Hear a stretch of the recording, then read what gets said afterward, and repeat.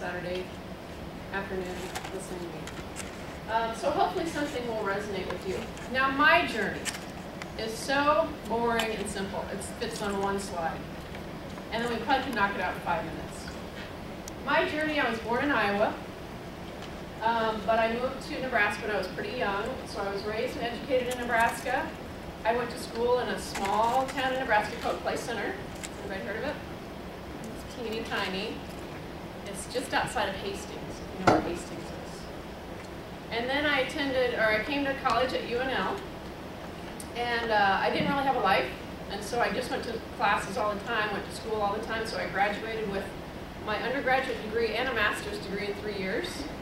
So I was only 20 years old and I had my degrees already. And I didn't quite know what I wanted to do. So then I began working as a teacher in another small town called Pawnee City. Has anybody heard of it? It's like way in the southeast corner of Nebraska. So I worked there for a couple of years, and to be honest, I was so young. I was only 20, and my students were 18. So it was probably way too young to be a teacher, and I didn't know much. So I spent most of my time partying and being a 20-year-old kid. So teaching didn't work out so great. I don't know if I was that great of a teacher anyway. But I knew education was my thing. Like I knew that was my calling, but I didn't know in what respect. So I quit my job as a teacher. Everything I owned fit into my, I had a Topaz. Who makes Topaz? Dodge or something. So I had this little Topaz car. So I threw everything in my Topaz without any direction really. And I went to Kearney. And so I just kind of showed up at Kearney, went to the graduate admissions office, and they kind of took a chance, and I enrolled in the counseling program. And once I got there, I loved it. I got to know some of the professors. It was really a good fit, I could tell. And also when I was there, I used to love, and I still do, data. So I would always be the student that was always worried about the data. What does the data tell us? What can we learn from the data about students? And so one of my professors noticed that, so he encouraged me then to stay at Kearney and get my degree in school psychology. And most of you probably don't even know, but you have a school psychologist in your building. But they crunch a lot of numbers, and in Lincoln, what they do mainly is give students IQ tests. So after I got my degree in school psychology, I got a job at Lincoln High, actually, to be a school psychologist. But unfortunately, you have a lot of talent and skills as a school psychologist, but they make you sit behind this IQ test all day and just give IQ tests. I did 100 of those in 1 year at Lincoln High. And each IQ test takes about 3 hours to give. So every day, all day, I get IQ tests to kids, and then I'd have to write up reports. It was the most boring, horrible job I ever had. So I'd see kids running around in the halls and teachers interacting with kids, and I'd be in my office like, oh, that's what I want to do. So I knew right away, again, not a good fit. So in my journey, I realized, I kept trying these different things and nothing quite fit. But shortly after that, when I knew school psychology wasn't going to work, I still had my school counseling degree. I got a master's in school counseling before I got my school psych degree. And so I thought, hey, let me give that a try. That looks more fun. So I got a job at, first of all, at Clinton Elementary. Everybody go to Clinton? Yay. It's one of my favorite places. So I worked for 3 years at Clinton, and then I switched to Goodrich. Anybody go to Goodrich? Goodrich kids? And I was there for 6 years, and then I transferred to Leffler. I was at Leffler for 6 years. You went to Leffler? For 6th grade, okay. So I was at Leffler for 6 years. And then maybe 3 or 4 summers ago, federal programs at LPS hired me to work at North Star at summer school. Has anybody ever done summer school at North Star? So they hired me just to be a counselor for the Native students that were enrolled at summer school. So I had about 40 students, and that's all I had to worry about were those students. And it was probably the most fun, it was the best job ever. Because it was such a small group of kids. So I could almost, I'd have all their cell phone numbers. So if they weren't in class, I'd be texting them and calling them. And it was the greatest job ever. But that's what made me think, okay, now I think my calling is to work with high school kids. So that's how I then came to, then when North Star had an opening, I made sure I applied for that. Because that's a really good fit. And when I went there, I didn't realize I was going to have ELL students. And North Star is one of only 2 high schools that has ELL students, Northeast and North Star. And at first I was kind of nervous about that, and I kind of dreaded it, because it's a lot of work. But then I realized it probably was another thing that I fell into that was really a great fit. So anyway, that's my journey. That's how I came to be here. I also do a lot of volunteer work. As we talk through my journey, you'll see that my parents really impressed upon me the importance to give back to your community. And I know that's why you all are here, and that's why you're sitting here, because you kind of have that same passion, probably. And that's a picture of my dad and my brother, and then me when I was born. We'll talk more about them in a second. All right, so that's my journey. So easy. Fits on one slide. So from that story, you can tell my journey was fairly straightforward. I mean, I had some curves and so forth. I got me some jobs that weren't a good fit, but I eventually found my way, and it was a pretty easy trip, to be honest. I mean, if you hear, and I bet other folks that have come to talk have shared their journey, and it's not nearly that easy. I kind of had it made. I think what's way more interesting and what I want to spend a little bit of time on is the journey that my elders took. Their journey was much more crooked, much more weaving, much more interesting. And they took that path for a reason. They took that path so I could have an easy road. And I bet some of you can probably relate to that. If you hear the journey of your elders, I bet you could say their road's a little more crooked than yours. And they purposely did that, so I could be standing here. So I think their story is a little bit more interesting than mine. As we talk through, you'll notice when I talk about my journey and my family's journey, 2 things that they just would not even give on, and that was not even a discussion in my house. That was education. That was just a slam dunk. It was not even a discussion to bring home anything less than an A in my house. It's just the way it was. And the other one is service. My family has just a real passion for service in all respects. So those are the 2 things that I think you'll see. My family is from Oklahoma, though. I'm the only Nebraskan. But my family's Choctaw. Any Choctaws in the room? I don't run into too many in Nebraska, I will tell you. So when I came to Lincoln and I met some other folks, I still have yet to run into another Choctaw. But, you know, the Poncas and the Omaha were nice enough to take me in, so that's good. So as we speak, you'll kind of know that's the lens that I'm coming from. And it's a little different because, of course, I was removed, you know, from most of my family, and there aren't many Choctaws in Lincoln. And so it's maybe a little bit different depending on your tribal background. First of all, on my mother's side, she was a Lewis, and this is my great-grandmother, who I didn't really know. She died when I was really young. But I think the strongest females that you can think of. Here's my grandmother. She, Opal, and she is from Oklahoma, of course. She raised my mother and 2 other siblings in a trailer because my grandfather was a pipeline builder. And they moved every 2 weeks. The longest my mom ever went to one school was 2 years. So I have a real soft spot in my heart for kids that are mobile and kids that move a lot. Because she went to school every 2 weeks, she'd go to new school. So if you can imagine that. So my grandmother's raising these 3 kids, moving constantly, just living in a trailer that just moves all over the country. So she's lived in every state in the Union, including Alaska. And the longest she was ever in a place, she said, is 2 years, and that's when she was like in elementary school. So when my grandfather retired, they bought a horse farm in Oklahoma, which if you know much about Oklahoma, quarter horses and racing, horse racing is a big deal. So they bought this horse ranch. And so my grandmother became a horse trainer, which was very unusual for a woman in the 60s and 70s. It's mainly a male-dominated job. So she kind of had to weasel her way in, and us kids grew up at the racetrack in the summer, so it was kind of a cool thing to do. So she raises my mother and her siblings. My mom's on the far right. And my mom is very, very smart.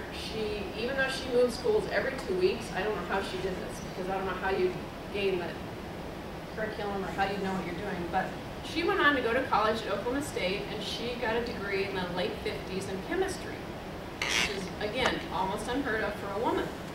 And she has great stories about after she graduated, she tried to get a job, and of course, you can imagine a woman in the 50s walking into a department trying to get a job as a chemist. Sometimes she would say they would not even interview her.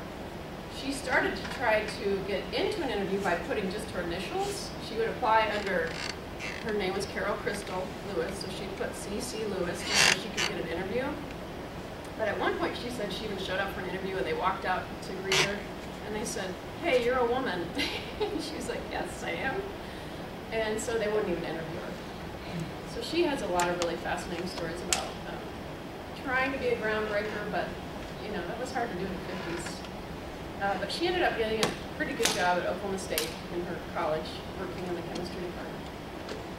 So I'm really fortunate to be among some really powerful women. I think they were such great models for me in my journey.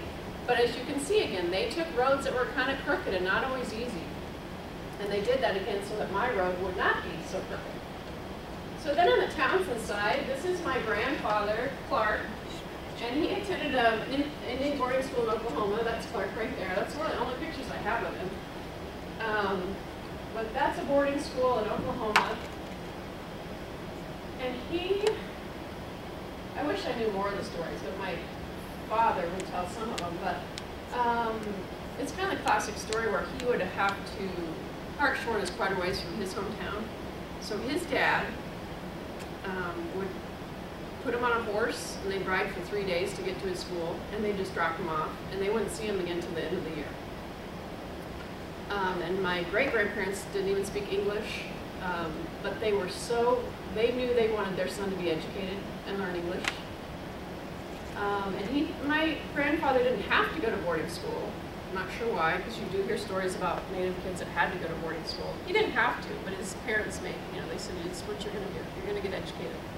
So even as far back as the 1900s, my family knew that education was the path to take. And apparently he played football. That's the only picture I have. So this is my dad, Sam. And Sam has an interesting story too. His path is very crooked as well.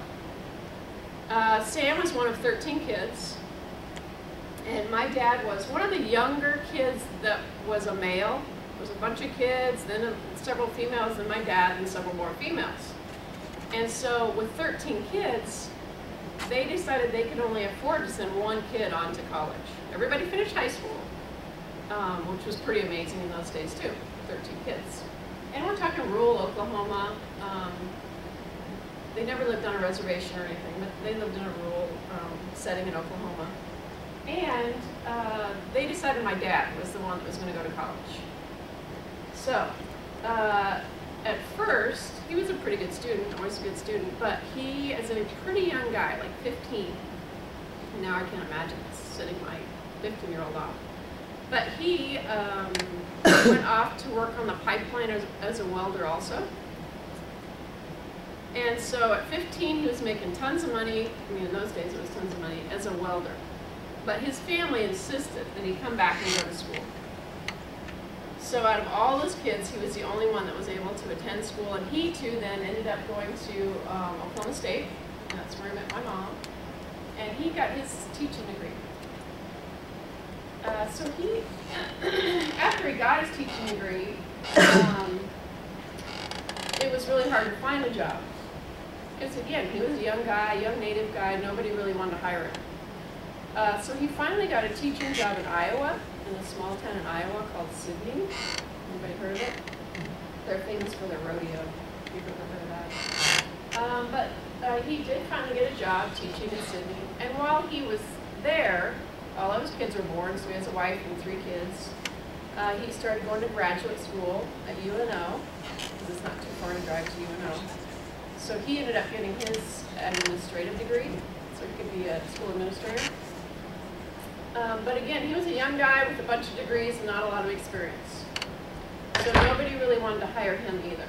He finally, my little hometown of Clay Center, Nebraska, took a chance on him and hired him as a superintendent.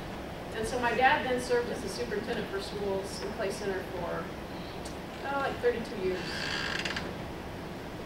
And I think he felt a lot of loyalty to that community since they took a chance on this guy from Oklahoma, you know, this native guy with these kids and whatever. And so he always had a lot of loyalty to my hometown. So they stuck around forever.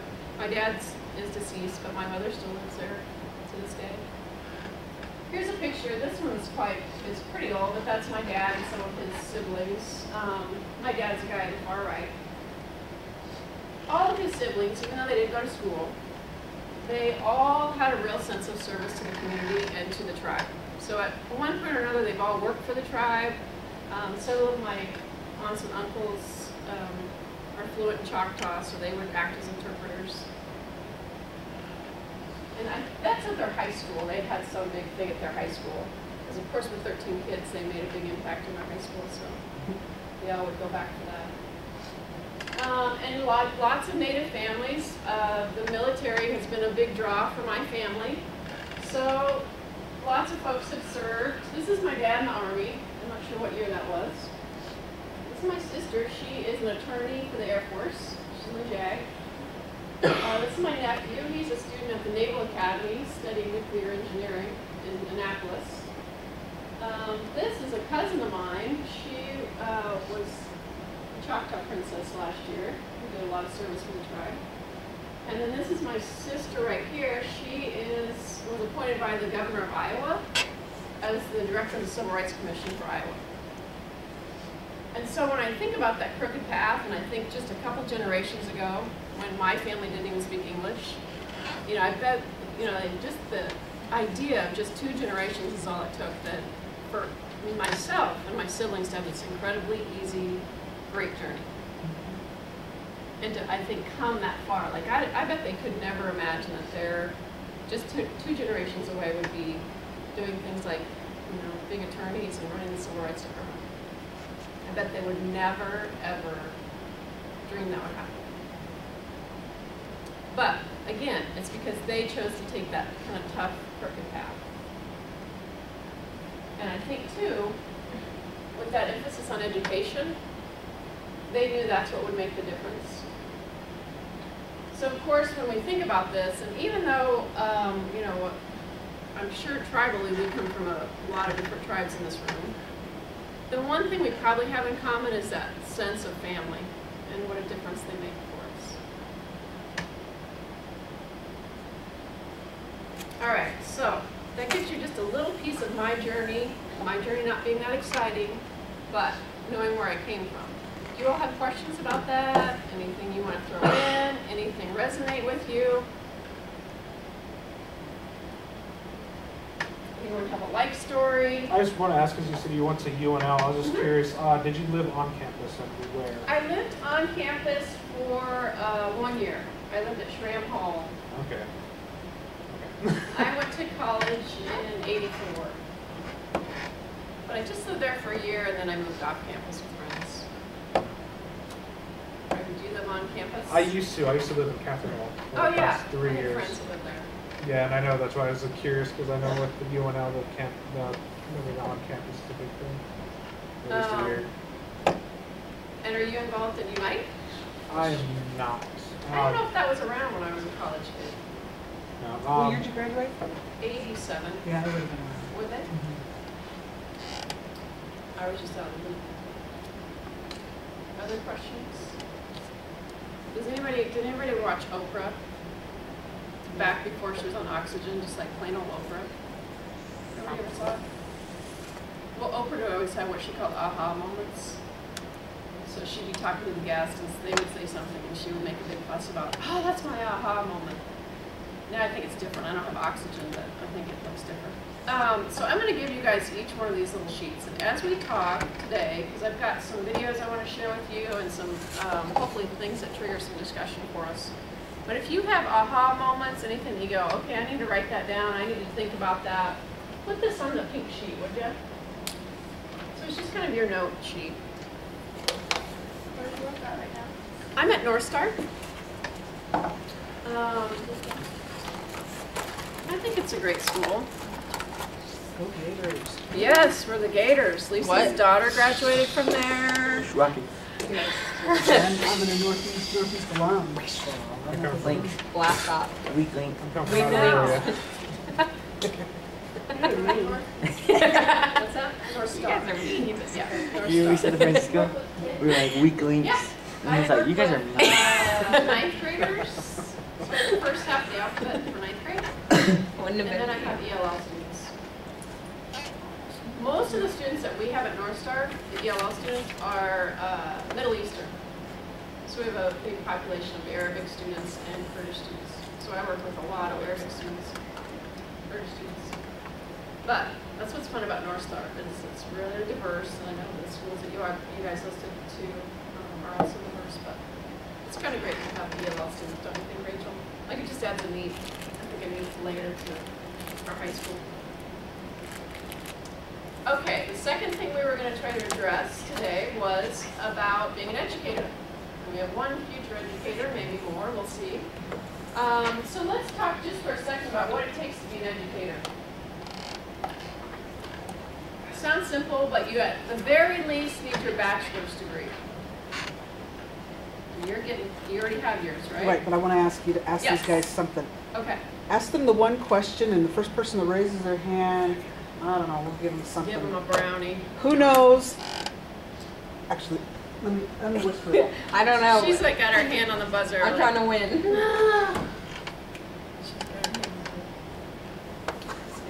Francisco, get away. I'm pro at this one. I give this speech all the time. All right, raise your hand, stomp a table, whatever. How many credits does it take to graduate from an LPS school? Who was first, Lisa? Raven, who's first? I would actually give that to Francisco. Are you kidding me? I stood up and stomped and everything. You were late to the game, I'm sorry. Hypocrisy. 245, Wait. you're so good. Can I add something? Now, Is that there is a correct? caveat. What's the caveat? You probably know it. What? Because you're older. Well, it was actually What were you gonna 2:30. Yeah. When I graduated, I'm just Right. saying. I was just going to say. So Okay, it's so we kind of both- two right answers. Ooh. Yes. Well, I thought like it changed for like different years you were in. Yeah. Is anybody a senior? Yeah. Yours 235. I think everybody else is 245. Yeah, they like changed that. Like, yeah. They're It's like, kind of a when pain, you're- so I'll be glad when you guys graduate and everybody will be 245. Now, Susan, the how reason many? that I did that was because as you move into that, Yes. I want to impress upon that. And because- sometimes I forget, students don't know what a credit is. They don't know what a degree is. So sometimes it's good to start at the very, very beginning. And I bet your counselors at your schools have already drilled this into your brain. But does anybody Counselor. know in LPS how many credits you earn for a semester class? 5, you got it. So if you take 7 classes, you pass them all, you've got 35 credits. So most of you should get 70 credits per year, the very minimum. So it's easy to get your 245. I just had a question. Yeah. If you want to be like a teacher, do you need like a bachelor's degree in what you want to teach, or like an education degree? Right. You will, when you get to college, you'll pick a focus area. So like mine, my degree is a bachelor's degree, but it's in secondary education in English. So I taught English for a couple of years. So when you get to college, you'll declare a major at some point. But your degree will say, you know, you have a bachelor's degree in secondary ed, or if you want to do elementary ed. I mean, there's tons of options you can pick. I picked secondary ed because I wanted to teach older kids. You know this Deborah McGee? Deborah McGinn, I know that name. What does she do? Oh, okay. I do know her name. I can't place her, but I know that name. She's been there a long time, right? Good. Now we could talk, and you guys maybe already have done this. Have you talked about things like your grade point average, your class rank? You've already covered that? Good. Because that piece to get to college, they always ask you, what's your grade point average and what's your class rank? Those are like just the 2 no-brainer questions they're going to ask you. So like right now I work with freshmen, and this is a really hard concept for freshmen to understand, that don't be happy with a D, because the D will get you the credit, but it's going to ruin your GPA. Freshmen sometimes, I don't know if you guys know, hopefully none of you are in this situation, but they forget or they don't understand that if they fail a class, they have to take it eventually. They don't get that concept. So like kids I'm working with right now that have 3 or 4 Fs, I'm just in a panic and they're not, because they don't understand that they have to take geography until you pass it. Or that you have to take oral comm until you pass it. So I need some, probably folks like you to get in there and tell them, say, hey, don't fail that class because you got to retake it. Because all your life, all your career, you haven't had to worry about that. If you failed Math A, you didn't have to retake it. But if you fail algebra, you got to retake it. So it's such a hard concept for 9th graders to understand. But to be an educator, fairly straightforward. You do, probably what's a smart idea, and a lot of my students are doing this, is going to Southeast Community College and getting their associate's degree, and then getting the academic transfer. Because you guys could qualify for the Learn to Dream scholarship. Does everybody know about Learn to Dream at Southeast?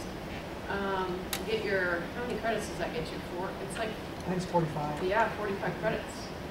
And so then you could get your academic transfer and go to whatever 4-year institution you want. We actually have a student in Nyla Hope that's already receiving that. Oh, good. That's Alex Rachel's brother. He's not here Oh, today. yeah. No, it's good. So for all of you, that's a great, I wish I had done that because I didn't know that was an option. When I was a kid, you just went to a 4-year college. You didn't start at a community college. So you didn't have academic transfer. So of course I racked up a big bill. But I paid off for years and years. So at the very minimum, you've got to have your bachelor's degree. Does that make sense? But probably the most important thing to be a good teacher is a whole lot of heart. So I'm going to stop here and show, I think something that will be, hopefully we'll start us thinking about this, but what it takes to be a great educator. So your bachelor's degree is going to get you in the classroom, you can be a teacher, but what does it take to be a great teacher? And I'm going to ask you guys for feedback. So as you're watching this YouTube clip, will you guys think about your favorite teacher and what makes them your favorite teacher, what makes them a great teacher, okay? So as we watch this together, oops, I want you guys to think about that because we're